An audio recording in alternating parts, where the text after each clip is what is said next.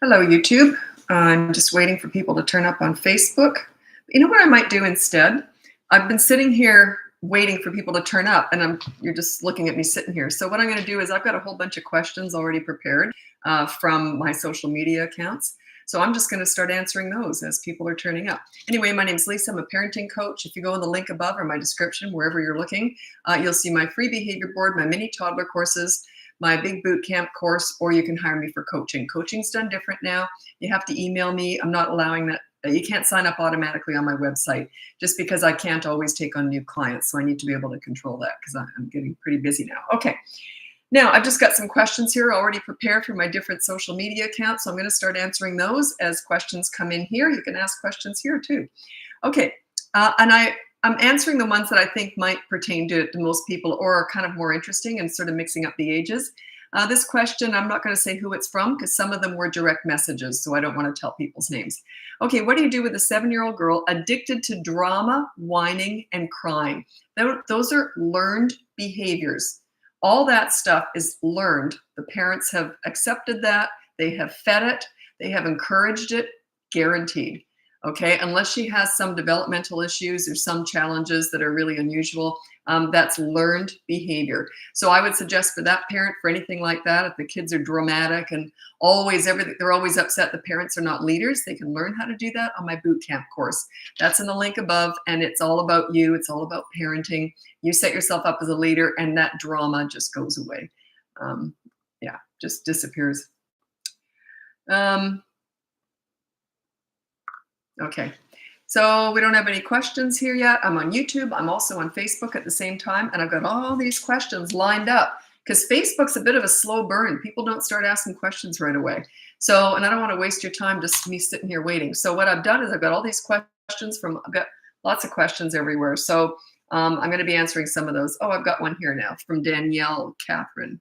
2 first names. One might be a last name. I knew a girl. So what the heck was her name? She had like 3 middle names, like Kathy, Susan, Linda. That was her full name.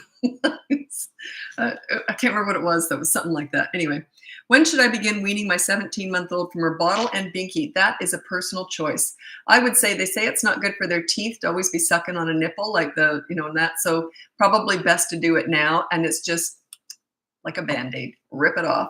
So I would have the 17-month-old help you put everything in a big garbage bag, and then you go out and you can actually, if you want to keep those things for another baby coming up down the future, you just switch the bag, have another one prepared so it looks the same, and then they walk it out and you put it in the trash bin outside. At 17-month-old, you might even want to drive somewhere with them and show them, and you put it in a bin somewhere else so it can't be easily accepted. Say all gone and replace it with something else. So if they no longer have a binky or bottles, I would get them like a cute straw cup or something like that to replace it with. You don't just take something away, you replace it with something that you want them to have. But is it going to get ugly? Yeah, it might. Yep. You can't be afraid of these fit scenes and tantrums. That's them transitioning. And that's a process that they have to go through themselves. You can't prevent that. Everyone's trying to prevent the scenes and prevent the upset. That's part of it. That's normal. They can't control their emotions. They're just brand new. They're just tiny. So they learn by you allowing them to do it. You have to allow them to accept these changes. Well, learn to accept these changes. They're just brand new. I'm going to read out my top 5 tips for parenting toddlers. The last one is the most important. Number 1, child-proof your home so you never have to say no. Number 2 is you set up a toy rotation system so they're never bored. Number 3 is when you want to connect with a toddler, you do so in their world. Watch how they play and join in. Don't take them to the nail salon. You go to the park and roll down the hill with them. And number 4 is similar. When you want to discipline a toddler, you do so in their world. They're not about words. They're about actions. Use consistent corrective actions. So if they hit, you say no, and you put a toy away or something. So if they do something bad, you address it with something bad, like taking a toy away or taking them away from the fun or taking the fun away from them. It's got to be fast, though, right in the moment. Number 5 is stop trying to figure them out. Toddlers are brand new, fresh human beings.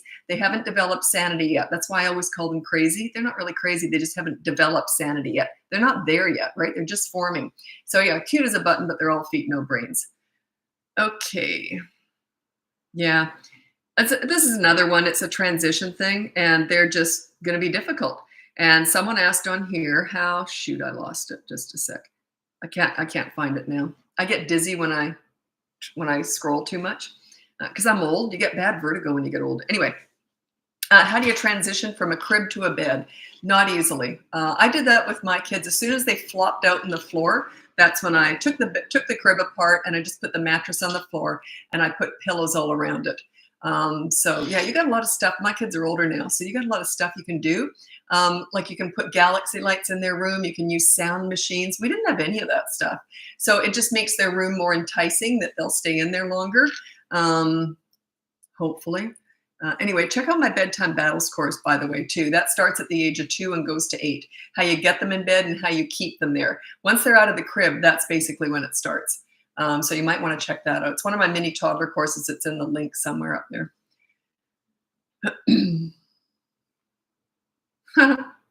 Sorry, kids crack me up. 2-year-old is spitting, throwing toys, and screaming when she doesn't get her way. What is the best way to deal with this?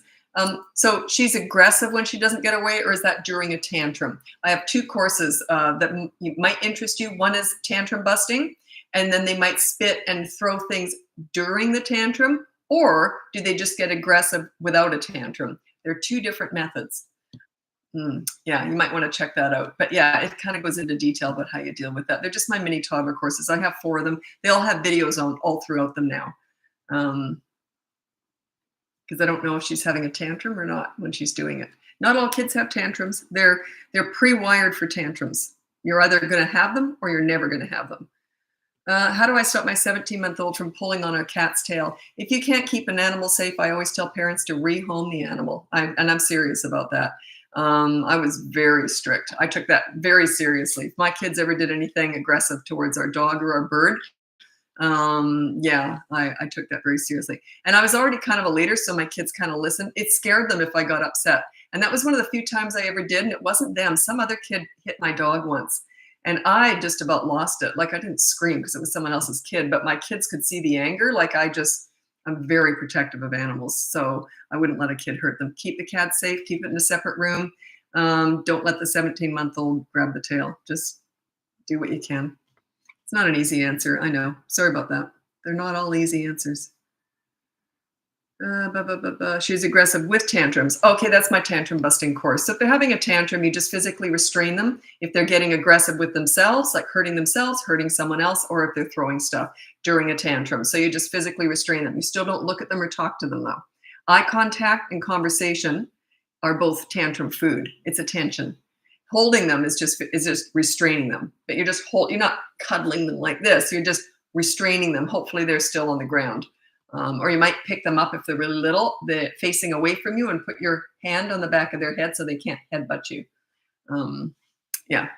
And then put them down, see if they get aggressive again, pick them up again, or restrain them again. But you still don't look at them or talk to them. And kids will go berserk when you don't do that. If you've never ignored a tantrum before and you start doing it, they're going to go berserk. It's part of the process. It's okay. They'll survive.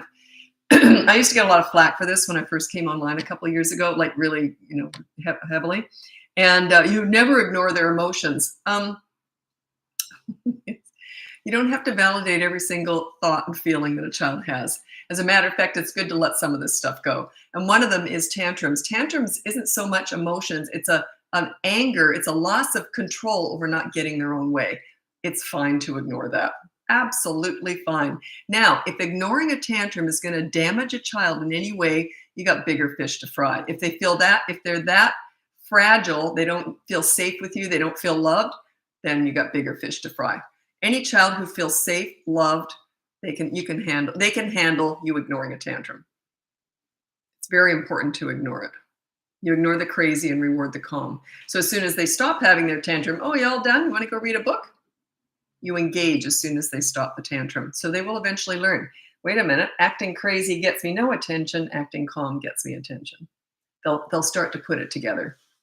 Any tips on 13-year-old boys and not wanting to take showers? Poor hygiene. Oh my God, I can't tell you how many times this happens in coaching. All the time. Boys and girls have really poor hygiene. It's a tough one.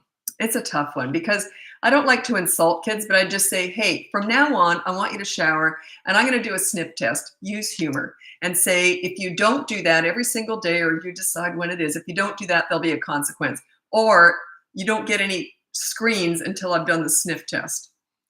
Use humor. And then you put that on the behavior board, call it an accountability chart. It's completely free in the link. And put this on the behavior board. Must pass sniff test every day. Okay. Don't be too fussy about it. And then you say to them, what do you want from me?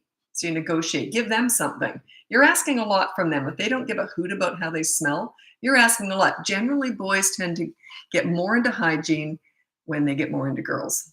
That's usually what happens.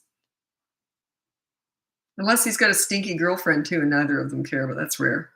Usually what they do is if they aren't into hygiene and they meet girls, you know what they'll do initially? You know, that Axe spray?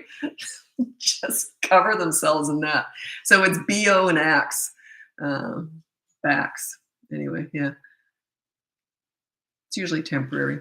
But yeah, I've been hired a lot for that.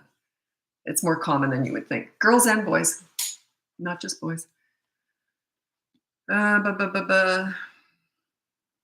to handle daughter, 5-year-old daughter talking down to her twin brother. Oh, they're both 5. Okay, comparing constantly. Okay, talking down to. I'm stuck with that because I don't quite know what you mean by that. Could you give me an example? What does she say to him that you don't like? What's the worst thing she says to him? I'll try and keep an eye out for your answer. Ava Moen. That name sounds familiar. Ava Moen. Okay. I want my 15-year-old to bring home good grades. He's very smart, but no longer wants to participate. Should there be a consequence for failing grades? No. I'll bet you hate that, don't you? No. No. The reason is it's not going to make it any better. That's why. Should there be one? Yeah, there probably should be. But is it going to work? No. I know teenagers. That's my specialty. It's not going to work. I would be more inclined to have incentive for getting better grades. Got to be careful with that one. I don't know your relationship. That's why I'm always stuck. Teenagers are almost always coaching. If you want my help with that, you'd have to hire me.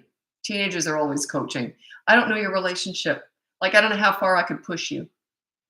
So, you know what I mean? Like, do you have a great relationship and they respect you and you respect them? Then I know what I'd do.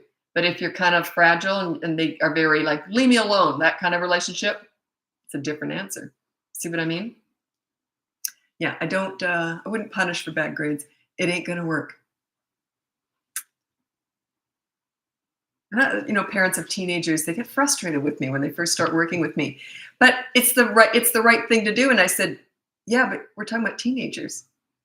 Like, they're not going to necessarily respond to what is fair and reasonable. You got to work with who they are. You got to work with what's going to work. So a lot of parents just say, yeah, but they're being so unreasonable and so unfair. What do they do for me? What do they ever do? And I'm like, they're teenagers, okay? They're very narcissistic. They're not very thoughtful. They tend to be lazy, often smelly. We have to work with that. We have to respect that. Yeah. Advice for 16-year-old boy with ADHD and impulse control. That's where I learned all this. So I worked with all those kids. No one ever handed me an easy kid to work with. Not once ever in 52 years of working with kids did anyone ever say to me, here's an easy one, Lisa. Not once. They usually go like this. Good luck with this one. So yeah, that's where I learned all this. You give respect to get it. Doesn't matter if they've got ADHD. That's all. I always work with alphabet kids. ADHD, WXYZ. I used to call them alphabet kids. But yeah. It's learned. Impulse control, yeah, that's something that it's actually quite easy to work with. That's something that you have to train them. It's a learning process, how to control your impulses. Yeah, anyway, if you want to work with me, or else just check out the boot camp course. That's all in the link above.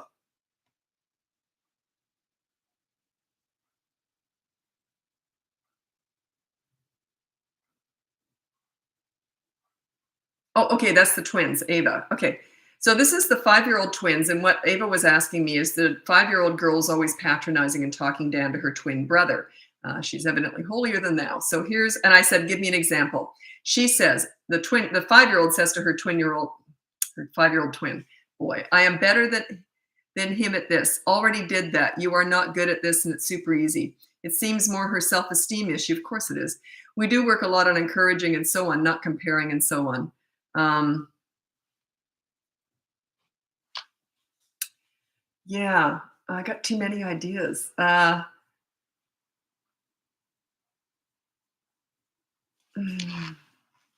would I word that with a 5-year-old? I would say, just put down the behavior on the behavior board. That's completely free. Put down, do not insult your brother. And then explain what that is. She's 5 years old. Don't say you're better than him. Don't say he doesn't know what he's doing. No insulting him. If she does, she has to do something nice for him. So yeah, I would get really creative with that. Something that she might do that he wants her to do that she would never do, or maybe she has to make his bed. So every time she insults him or says something, don't say mean. If you say something that's not very nice to him, then yeah, have her do something nice for him. If she's mean to him, she has to do something nice for him. You got to get creative with that one. I got too many ideas. I love that kind of stuff. Yeah. Keep it positive though. You don't want her to feel, you said it's her self-esteem. Of course it is. You don't want her to feel bad about it. Just say, none of that. And don't go on about it. No, don't say, I know you're wonderful. You're a wonderful sister, but sometimes just say, look, sometimes you say things that make him feel bad. No more insulting him, and keep it simple. Okay. Then there's going to be a consequence. Do you understand? Yeah. Keep it simple. Don't go on about it. How do you handle teens, vaping, smoking, etc.? I don't. I handle parents. I teach you how to get respect, and then I teach you how to move forward and deal with that. I don't know your relationship with your teenagers, so I can't answer that. You got to get mutual respect. I'll tell you my top 3 tips for parenting teenagers. They're my specialty. That's how I started my business, was teen crisis work, because I love teenagers. Once you understand them, piece of cake. It's just parents don't transition into the teen years very easily. That's the problem. Okay, here's my top 3 tips for parenting teenagers. Number 1, and probably the most important one, listen to understand and show empathy. You don't listen to gather information, to lecture with. They will shut you out. They won't tell you anything. Okay, if they want your advice, they'll ask for it. They already know it anyway. Number 2 is you negotiate pretty much everything, or as much as you can. Say, look, from now on, I want your dirty clothes in the hamper. What do you want from me? Give and take, give and take. You can't take without giving with teenagers. I know you give all the time, and all they do is take. I get it, but we're starting fresh here, okay? Number 3 is don't sweat the small stuff with teenagers. If you try and micromanage a teenager, good luck with that. Let them make mistakes. If they do something stupid, say something like this. Well, that was stupid. Do you want to hear what I did when I was your age? And laugh it off. We're all allowed to make mistakes. Don't make them feel bad about it. Don't make them feel ashamed of making mistakes. You made them, okay? You probably still do. It's okay to make mistakes. So that's my top 3 tips for parenting teenagers. Got to make them feel good about themselves in your presence. If you don't, can't help you. Got to work on your relationship. I've got so many funny stories of clients who've hired me with teenagers, and they start out, it's a total disaster, and I push the parents, and they say, I don't want to do that. And I say, you have to. That's what you have to do. And then they go, oh, I didn't expect that result. I said, I know. They actually, I can't go into it here, but I'll tell them to say something to their teenager, and the teenager said, oh, well, no, you are a good parent. And all they've ever said is you're a lousy parent, but there's just things that I tell parents to say. And then the teenager all of a sudden shows this compassion towards their parents, which their parents have never seen before. You got to learn how to bring that out in them, right? Okay, I'm going to get going. I'm going to be moving over because I've been here for 20 minutes now. I'm doing 20 minutes on each on my days off of the regularly scheduled lives because my voice starts to go after an hour and a half. So I cut that down into an hour when I'm not scheduled. So I'm going to be moving over to Instagram. Check out the link above. You can get my free behavior board, my mini toddler courses, my big boot camp course, 3 to 12 years old. It's all about you and your leadership. Or you can hire me for coaching. That's done differently now. You can't do it on my website anymore because I'm really busy. I need to be able to take people when I have time and not when I don't. So you have to email me if you want to work with me directly. Anyway, thanks so much for watching. And I'm on YouTube at the same time. So happy parenting. Sorry, YouTube, I'm just transferring over. Got a lot of buttons to push when I'm doing this. Live. Okay, this is Instagram. This one's a busy one. Instagram, no, TikTok and Instagram are both really busy. Facebook, not so much. You'll notice I talk faster when I'm on Instagram and TikTok because they're so busy.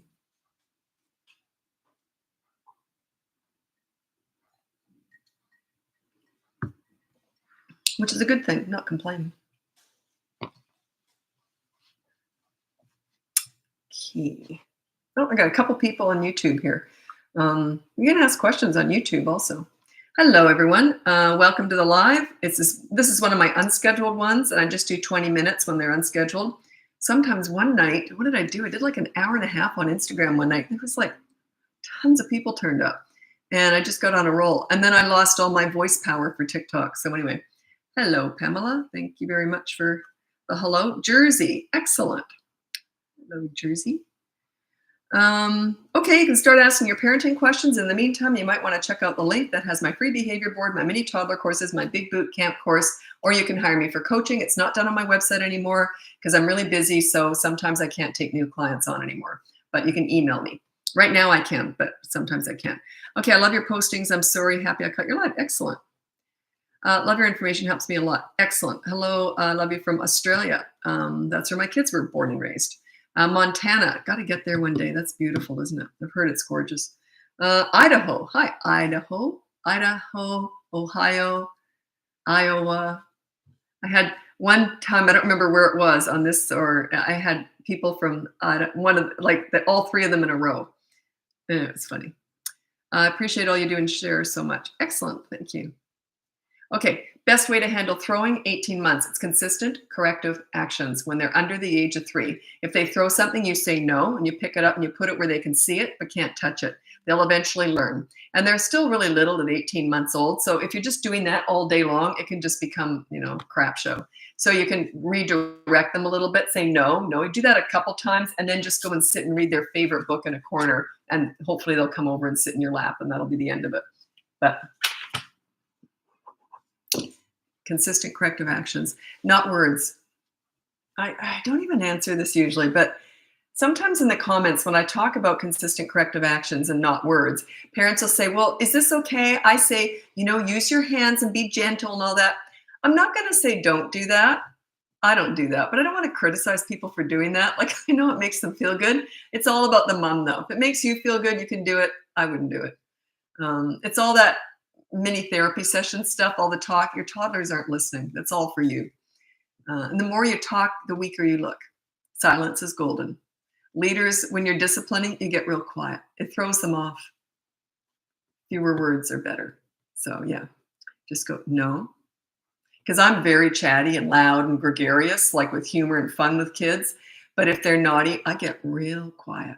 And it sends the message that I didn't like that. I'm not so much fun when you do something naughty, am I?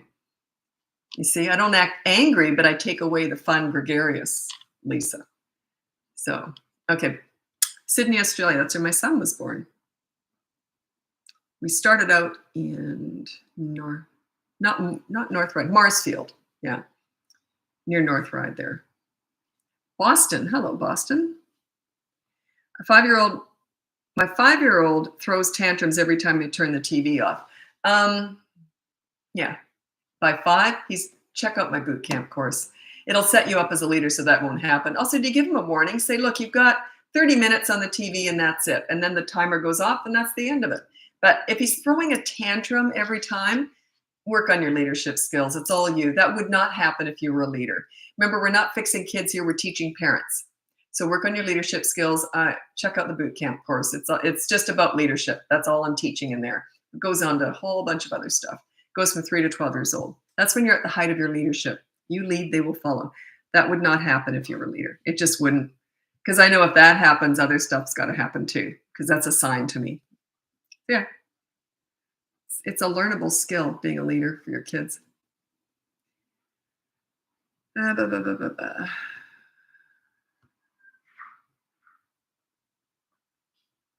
Okay, would I ignore a 2-year-old in this, like on the spectrum? That's autism, ASD. I can't discuss that. That's only in coaching that I discuss autism because it's different. It's more of a special needs kind of thing, depending where they're at. Some of them are super high functioning, others not so much. They're not even verbal, or so it's more challenging. So yeah, that if you want my help with a child on the spectrum, you'd have to hire me for coaching. It's the only way I discuss autism. If I can't generalize about it. What if my son is very ADD and my husband and I are starting to become very impatient with his defiance that came out of nowhere? I don't know how old he is. Is he 16? 2? I need an age. But don't just write the age. You have to do the whole question again because I'm going to be scrolling now. Okay. Canada. Hi, Kat. That's where I am. I spent 20 years in Australia. That's where my kids were born and raised. Ontario, Canada. Hi, Ontario. 2-year-olds are still teachable, you lucky mums. Yeah, they are. Although I specialize in teenagers. So, yeah, I don't think it's ever too late. They're still malleable, even as teenagers. They don't have a lot of baggage yet. Baggage to me means cementing some of your thoughts and feelings. Like, you know what I mean? They're sort of cemented in there. But yeah, they don't tend to have that as much when they're teenagers. So yeah, it's never too late. It's too late. Once they've moved out, they're on their own. Too late. Your job is over. You're still the parent, but you're not parenting them anymore. You know what I'm saying? That's when it's too late. When they've moved out, they're adults, they're on their own.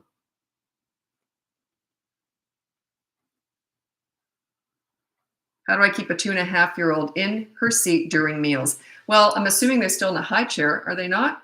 If not, they don't eat. Okay. Mealtime. Have I done that course yet? No, I haven't. I've got that course. I've got so much on the go right now. You'll see. It's a whole bunch of stuff's coming up. Anyway, mealtime battles is a whole system. It's a whole process. I can't just give you a quick answer because you got to work on your leadership skills. Mealtime battles, bedtime battles. I've got a course on bedtime battles and school morning routines. That's another course. The mealtime battles and school morning routines. I'm working on both those courses.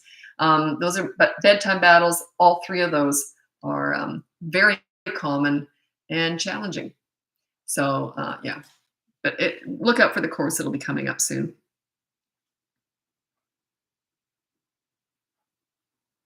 Okay, good. I love this. Looking at all the questions, I realize I'm okay, but love you. You look at how many, if you could see my clients, they're successful, highly functioning, beautiful, smart, funny people, a lot of teachers, a lot of principals, and child psychologists, and they hire me for coaching. So yeah, you're not alone if you're struggling. If you've never done it before, how do you know how to do it? And the reason why people with child development degrees hire me is because not that they're struggling more, it's just they're learners and they're frustrated. Why can I handle a whole school full of kids, but I can't handle my one kid at home? Because it's personal. That's my specialty. That's the parenting, the personal, living with kids. It's different from all that other stuff is business and institutional based, child psychology, all that. You're not living with any of those kids. I teach how to parent, how to live with them. It's different. It just is. A lot of stuff can transfer over, but a lot can't. Like I couldn't teach or principal or child psychology. I couldn't do any of those things. They're a different skill. We all work with kids, but parenting is unique. There's no degree in parent. Well, there is. Have you finished the job and are they high functioning, independent adults? Then that means you got your PhD. That's how it works. Although I wouldn't teach it unless I'd worked with hundreds of other kids too, because my kids are pretty easy. I got respect when they were little. But I've worked with hundreds of kids with all sorts of challenges, hospitals, psych wards, detention centers, schools, in home. I've done some work in homes through the government. So I've worked with hundreds of kids and yeah, parents struggle all over the place. People may look like they're doing really well on the outside, but you'd be amazed. And parents often, when they first hire me and they haven't talked to me yet, unless they've seen a lot of me online, they don't react like this, but sometimes they'll hire me. And then when they're telling me what they're struggling with, I actually often laugh. And they're like, what are you laughing at? I say, because I hear this every day. They're talking about it as if they're the only ones in the world who know what this is. Everybody does. Everyone struggles. Okay? You're not alone. So, and then they go, really? And I say, yeah, I deal with this every day. You're not alone. Do not look at those fancy, pretty moms on Instagram or wherever. You know that everything looks so perfect. Look up funny parenting fails online. You'll feel like $1,000,000 about yourself. Have a sense of humor. Parenting's messy. Life is messy. You're going to mess up. You're going to make mistakes. That's normal. You don't want to set yourself up as being perfect. That's ridiculous. Teenager. That's just one word there. What does that mean? Okay. 10-year-old, out of nowhere, defiant as ever, and used to be very disciplined. Okay. Out of nowhere, defiant as ever. Well, defiant as ever implies they were defiant before, so I'm a little bit mixed up. And used to be very disciplined. Nothing seems to work, even consistency. Okay, you got a tween there. 9 to 12 is a tween or a preteen.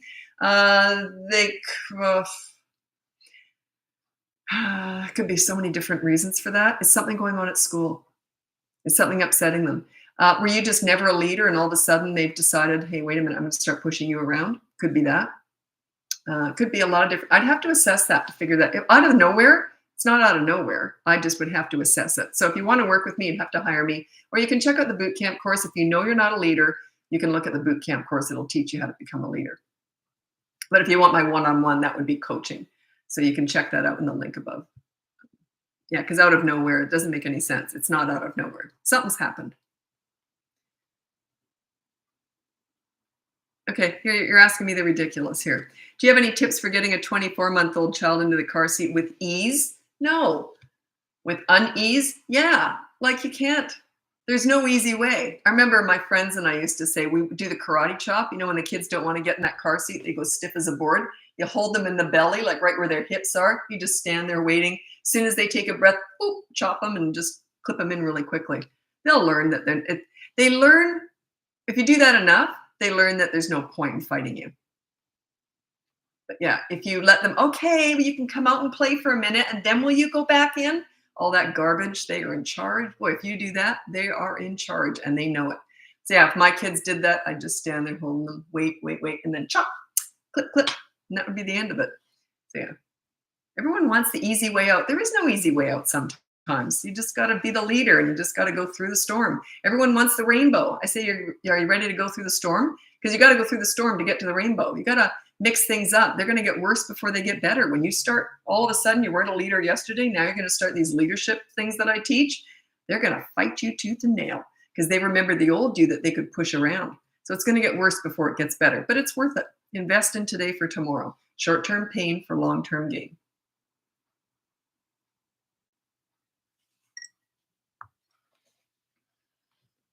My 6-year-old hits at school. How to help this?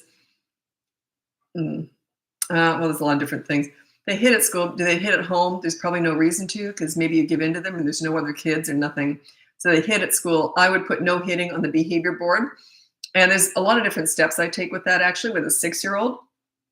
So if they hit someone at school, I would say, okay, so you hit someone, you're going to have to, don't always like to do this though. I don't quite know the situation. But if they are really bad at it and they're always hitting the same kid, I would make them give their favorite toy or one of their favorite toys to that child. Say they're sorry and they have to give them one of their favorite toys. Maybe just for a week to play with, talk to the parents, explain what you're doing, say they're making amends. So yeah. Stuff like that. Get creative with that. So say no hitting. If you do, they get your favorite toy for a week. Okay. And then follow through. Follow through. If you don't follow through, it's not going to work. I got a million ideas for that. That's just one of them. That's one that I just did last week with someone. So it's at the top of mind. 4-year-old with behavior problems at school. Searching peers, not listening. What does searching peers mean? How to discipline behavior I'm not present for. Oh, yeah, well, they're 4 years old. You can do that. Put them on the behavior board and pick a behavior that they're doing that you want to correct. Not listen. You can't say listen, like that's too big of a one. But I'd pick something that they're doing at school. Ask the teacher. Say, look, I got a behavior board going. What behavior at school do you want them to learn how to do or whatever? So then put that on the behavior board and then check in with the teacher and say if they didn't do it or they did do what they weren't supposed to do, then there's a consequence. Start there. That sounds like a lot for you to take on your own. If you want to hire me, you can, or give it a go on your own. Use that behavior board. It's completely free. That can kind of go sideways, that one. Yeah, or it might work. Might work. That's one of those that I don't know why, but parents struggle with stuff at school because they're not there. And I say, you can work with the teacher and don't ask the teacher to do anything. She just reports to you. You gotta work with the teacher on those.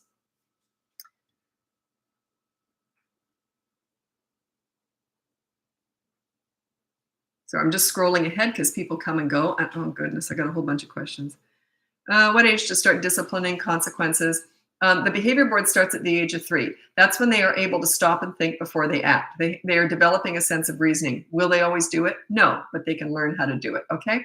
So under the age of 3, it's consistent corrective actions right in the moment. They're not about words. These mini therapy sessions are a bunch of garbage. I know they're really trendy right now. You know, you hurt my feelings when you did that, and use your words and all that garbage. That was invented to make the mom feel good. It has nothing to do with the toddler. They're about actions. Okay, you threw that toy.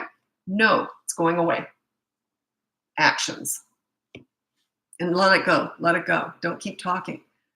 No, I'm crying and I'm just be doing the dishes. There's no way I would give that any attention at all. Let them process what you just did. Let them process that consistent corrective actions. By the way, if you do it 9 times out of 10, you don't do it once, they're going to remember the time you didn't do it. They remember your failures, not your successes. They just do. I don't know why. All kids do it. I remember my son was a teenager. He was about 17 or 18 or something, and we were laughing at all the dumb things I've done as a mother. So I'm still laughing. Anyway, so we're laughing, and he's 34 now. But anyway, we were laughing at all the stupid things I've done as a mother. And then I said to him, what are all the great things I've done? And he went like this, what? Like he just filed away all the dumb things I've done as a mother. They just remember that. They love it. They love it when you mess up. And then I said, well, I'm really good at apologizing. And he said, well, that's because you've had so much practice. Oh, gosh. Kids are great. He's a father now, so it'll be fun to watch him parent. None of my business. I'll just sit back and watch. I think they'll do well. Okay. 5-year-old keeps touching his private part. Okay, that's in my, actually, it's covered in my boot camp course. And what I say is, there's nothing wrong with touching yourself. I talk about private parts, and it's all about safety at that age. I say there's nothing wrong with touching yourself, but it's like going to the bathroom and picking your nose. Everybody does it, but it's private. You know what my kids said to me? Both of them, 5 years apart, they both said, do you do it too, Mommy? So my response was, do you want to bake some cookies? So yeah, I couldn't handle it. And even with my daughter years later, I still answered the same way. So, and I always say, no, we don't discuss Mommy's body. We're just discussing yours because I'm the parent. So that's how I got out of that one. But yeah, so just to explain, it's like going to the bathroom, picking your nose, nothing wrong with it. Everybody does it, but it's private. They're going to ask you if you do it too. They all seem to. It's really funny. Oh, do you do it too?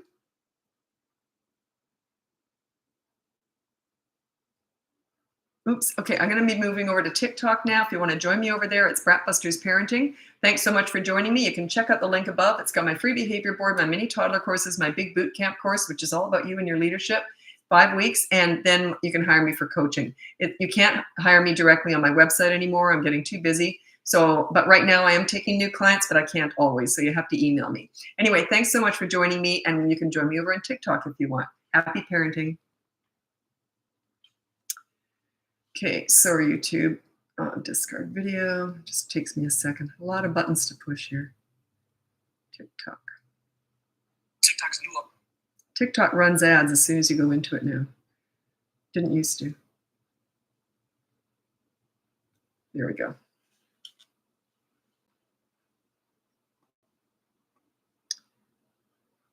So I'm just checking something here.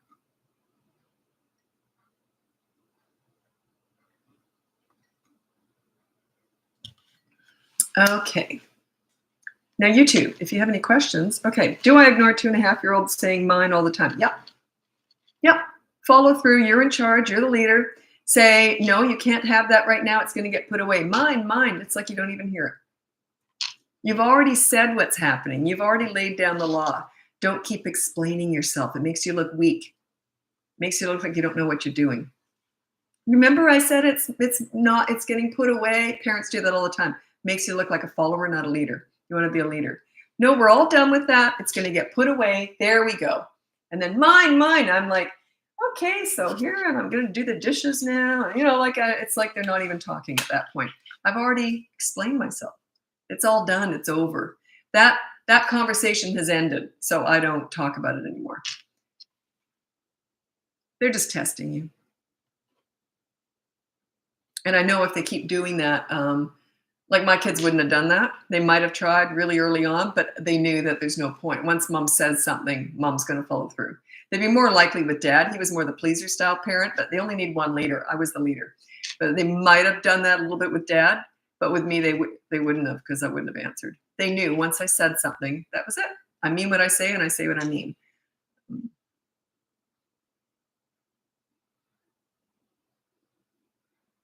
Okay, I'm just waiting for your questions here, TikTok.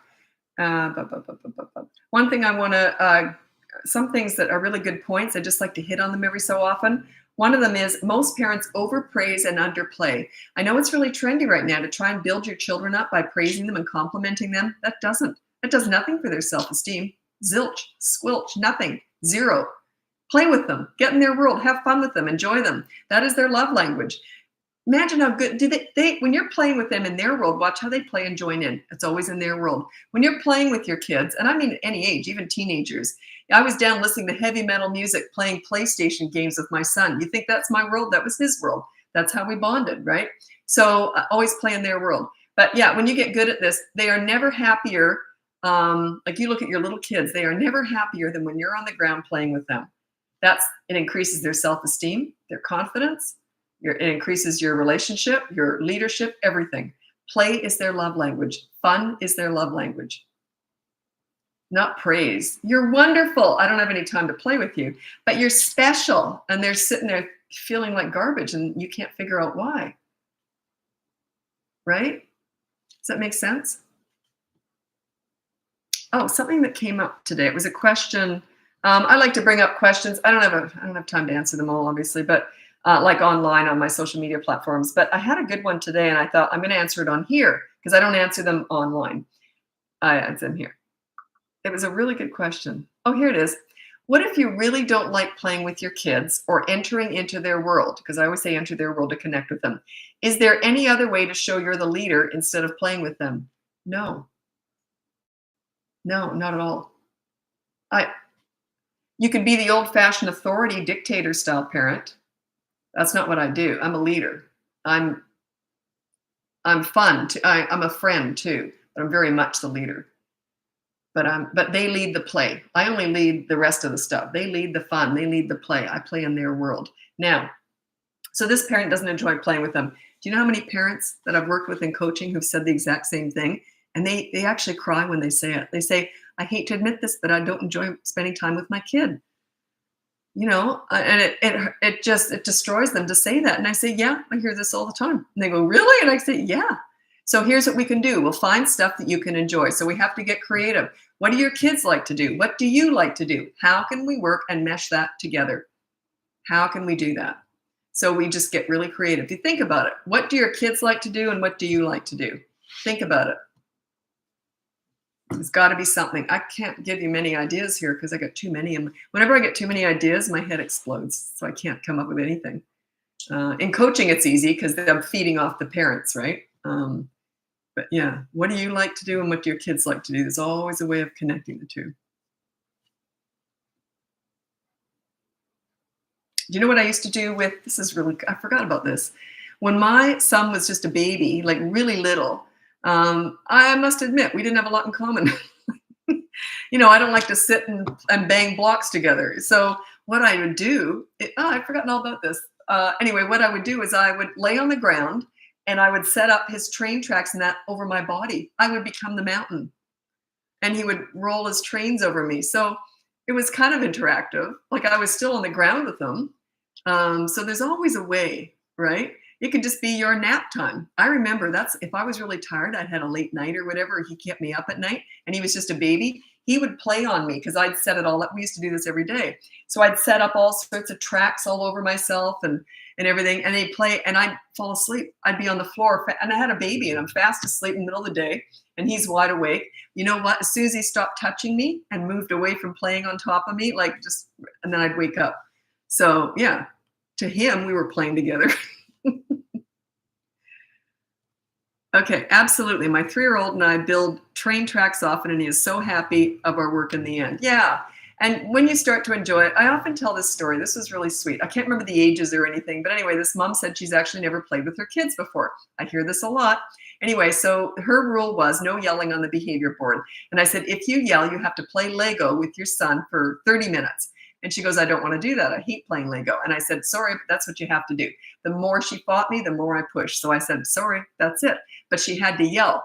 So because you have to break the rule to show the kids how the behavior board works. Anyway, so she did. And then the next week she came back and I said, you must yell and you must play for 30 minutes. You don't have to do it every day, but at least twice. So anyway, she came back and she had this funny smile on her face. And I said, what happened? She goes, I didn't play Lego for 30 minutes. And I said, what? And she goes, I played for 3.5 hours.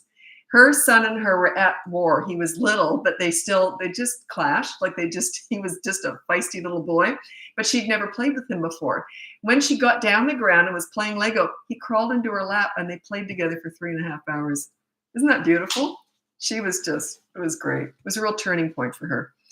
Anyway, I get all emotional with that stuff. I love what I do. I love that stuff. You know what? I love it when people turn up crying in the first session. Happens a lot. Crying and then by the third session, they're all like empowered and they got a big smile on their face. I love my job. Love my job. Okay, 7-year-old is so irritable, rude, back talks constantly for the last few months. You're going to hate my answer. Has nothing to do with him. We don't fix kids. We teach parents. You lead, that would not happen. If you're a leader, that would not happen. Unless something horrible is going on at school and you don't know about it. That's the only thing. But if you're sure he's safe and nothing awful is going on at school or outside or something else, then you lead and that wouldn't happen. But even if something's going on at school, they don't tend to be rude and back talk. They might be irritable and get quiet if something's going on at school. But yeah, work on your leadership skills. That doesn't happen. You lead, they will follow. That's a tell for me. It says you're not a leader. So work on your leadership skills. They don't back talk a leader because they like you. You make them feel good about themselves. They like themselves when they're with you. You bring out the best in them.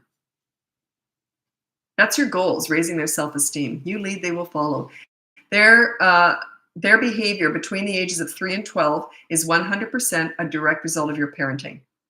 100%. Not their basic nature or their basic personality. You don't want to mess with that. You don't want to change that.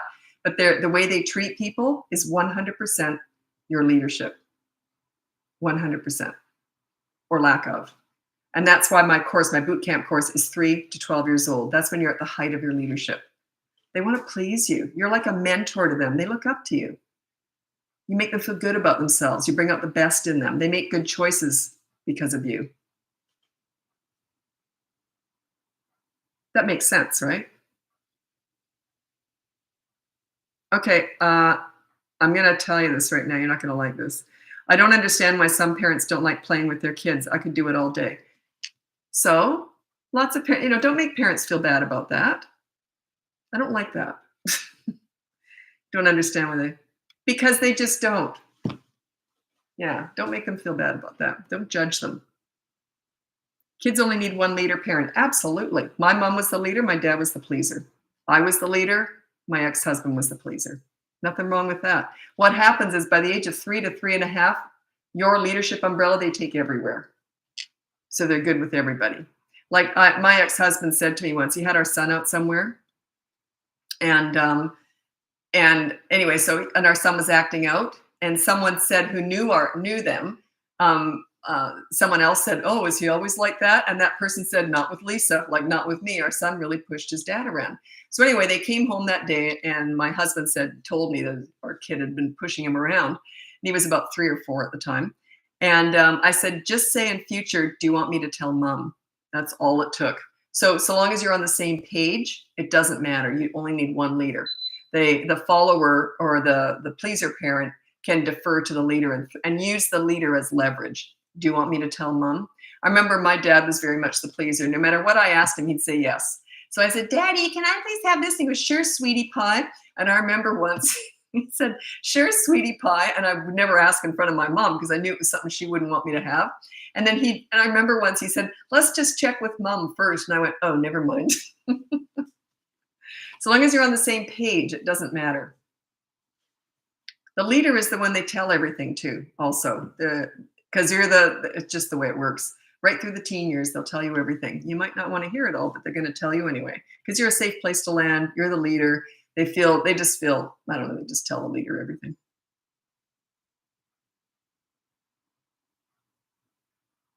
It's very rare. I've never had a situation where both parents were the leaders. It's never happened. I've been doing this for 17 years. They may have some leadership skills, but there's always one clear leader. Always. Always. Yeah. I have two boys who, in their own, are wonderful, but together they become wild. Any advice? Okay. I don't know how old they are, though. Anyway, my advice to you is well, do they get along or they just become wild? It's different advice. Do they get along and they're wild or they fight? I'll try and look out for your answer to that. Okay. Advice on grandparents not liking your parenting. Well, I'm a grandparent. It's none of my business how my kids parent. I'm not like that. I just wouldn't do it. So, because it's none of my business, and they know that, and they know how I feel about that. But anyway, but yeah, I would say to a grandparent who is making you feel bad or judging your parenting, this is what I would say. Oh, they get along. I'll try and answer that. Okay, so I would say this. When you criticize my parenting, it makes me feel bad about myself. If that doesn't work, I can't help you. If they don't care about your feelings, if you say it like that, don't make the emphasis on what they're doing wrong, but just how it makes you feel. If they don't care enough about you to listen to that, I can't help you. Okay, so they get along and they get really wild. How old were they? 5 or 7? I forgot. Two boys. Oh, you didn't tell me. They get shopping, 3 and 5. Oh, 3 and 5. They get shopping. What does that mean? I just need a little bit more information. They're 3 and 5. They're really wild when they're together and they get along. But what do you mean by wild? Just loud? My kid's terrified of the bathtub. Any ideas how to comfort them? 2 and a half, afraid of the drain. Well, they're afraid of the drain. Do you drain the tub while they're in it? Get them out before you drain it. Or put a towel over it or something and weight it down and say, okay, it's all done. There, it's all safe. And don't drain it when they're in the room, I guess. Or just have them have showers. Showers are a little bit tricky with little ones because you worry about them falling, right? It's slippery. So you'd want to get a really safe mat and get some crayons, some bath crayons, those ones. What do they call them? Tub crayon, all that stuff. So they can write on the glass or the tiles or whatever. Watch it with the tile grout. Those things can stain the tile grout. Yeah, taking away a pacifier. What I did with my son, he was 18 months old, and I didn't even want him to have it that long, but we were planning a trip from Australia to Canada with an 18-month-old. And I thought, I'm not going to take the dummy away from him until after the trip. I just made that decision. He was a bit of a fussier kid. He didn't settle places. He was one of those kids that didn't sleep anywhere but his own bed. One of those. He just was more touchy and sensitive about stuff. And I thought, on an airplane, it was a 24-hour trip with a stopover in the middle. Oh, it was awful. Anyway, 18 months old. So as soon as we got home the next day, and him and I, his dad went to work, and then it was just my son and I at home. He was 18 months old. We both had jet lag. And anyway, so I thought, I'm just going to do it. So I put all the dummies in a bag. I had him help me. We did a Ziploc bag or whatever. So anyway, put them all in a bag, and then I picked him up, went outside to the big wheelie bin, opened up the lid, and I said, okay, bye-bye dummies, put them in there. And then I think I had bought him a special sippy cup, something that it sort of replaced the dummy so he could chew on the sippy cup kind of thing. And I replaced it. Now, he had tantrums. They either are born to have them or they're not. My daughter never did. I've never had one, but he had them. And I thought, I've got jet lag, and I'm going to have tantrums all day long. I was just so stupid that I did that. Do you know he never had one tantrum and never asked for dummies once? I guess because he also knew he was 18 months. He was learning that when mom said something, it was going to happen. So he knew I was never going to fish those dummies out. But still, he was only 18 months. I think that was a lot of luck too. But every time he'd go like this, like we were playing outside, and every time he'd go like this, he'd go to look at me, and I'd look away. There's no way I'd get eye contact when he was thinking about the dummy. And he didn't ask for them once. I was stunned at that. That was not normal for him to be so easy with something. But yeah, just like pull it off like a band-aid, just do it. I was willing to go through tantrums all day, crying, but yeah. You got to just whip it off. Don't give it to them at night. When they're little, they don't understand exceptions. Well, you can have it at night, but not during the day, or so yeah, just get rid of them and replace it with something else. You don't just take something away, you replace it with something else.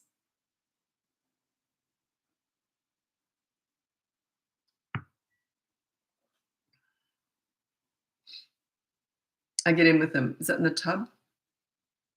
Yeah. Oh, I got a really funny story about. I can't tell it on here. I tell a lot of stories in coaching, but I can't tell it on here because there might be kids watching. Oh, I'll tell you a funny story that I can tell on here. My daughter was about 3, and we were in the public bathroom at the mall in Brisbane, Australia. That's where we lived. It was at Brookside Shopping Center. And anyway, we were in the stall together because you always take them in with you.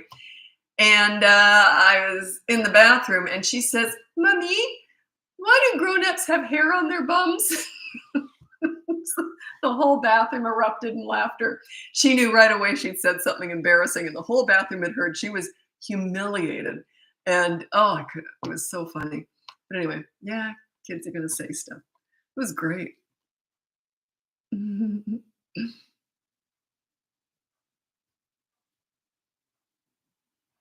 I get asked this a lot. I don't have a good answer for this. I teach relationships, and I get a lot of questions about picky eaters. I'm not a nutritionist, so it's kind of difficult. I'm between a rock and a hard place now because I know what I did with my kids. So I'll tell you what I did with my kids, okay? Because I can't talk about nutrition and all that because I'm not qualified to. So, but here's what I did. I'm a real health food nut anyway, so it was easier for me. I hate cooking, by the way, but I made everything from scratch. I still do. I don't eat anything in a box. Anyway, so I made everything from scratch, and I could sneak in healthy stuff anywhere. And the first time my son ever saw pizza somewhere else, he came home and he was little, and he said, "Mommy, the pizza was really weird. The sauce was red." Well, my sauce was brown because I had pureed spinach into it. I made my own crust. I made the sauce. I pureed spinach into it. So, and even my cookies, all my muffins, my cakes, they were all, I guess they were kind of sawdusty. Wasn't much sugar or anything in them. They were very healthy. So, and then whenever my kids would go out, they thought all the other food was weird. The cookies were really weird. They hurt my teeth because they were full of sugar.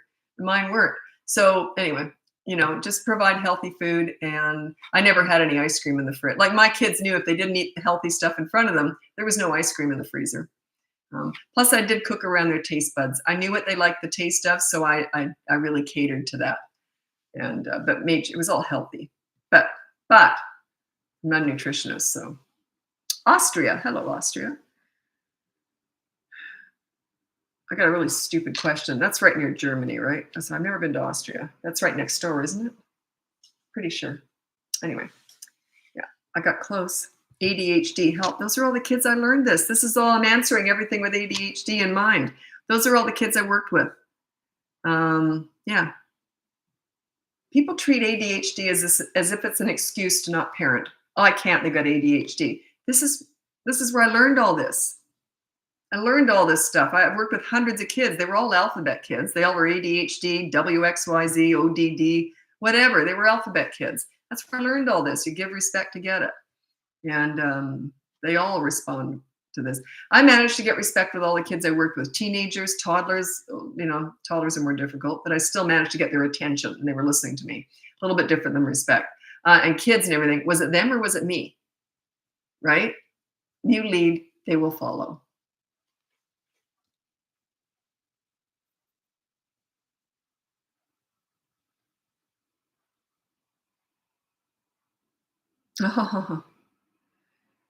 Ah.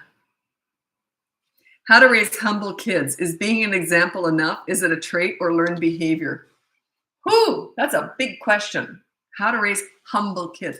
I've never had anyone, or not recently, ask me that. How do you raise humble kids? I would rather just focus on raising respectful kids.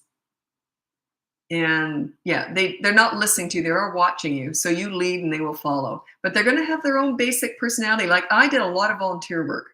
From the time I was 11, I was volunteering at daycare centers, and then I started volunteering in animal shelters and all that.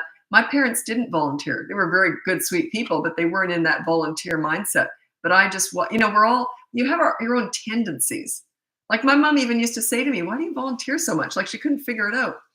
I was in hospitals and all sorts of stuff, volunteering with kids all the time. And she couldn't figure it out. She said, well, don't you just want to, have fun on a Sunday instead of going to the hospital? And I said, well, that was fun for me. Like, we just had different ideas of fun. But yeah, you're just born with some traits. So humble, I kind of think it's almost a trait that you're born with. But yeah, I don't know. Anyway, I got to get going. Thanks so much for joining me. If you check out the link above, you can get my free behavior board, my mini toddler courses, my big boot camp course, or you can hire me for coaching. And anyway, I got to get going. And thanks so much for joining me. Happy parenting. Bye now.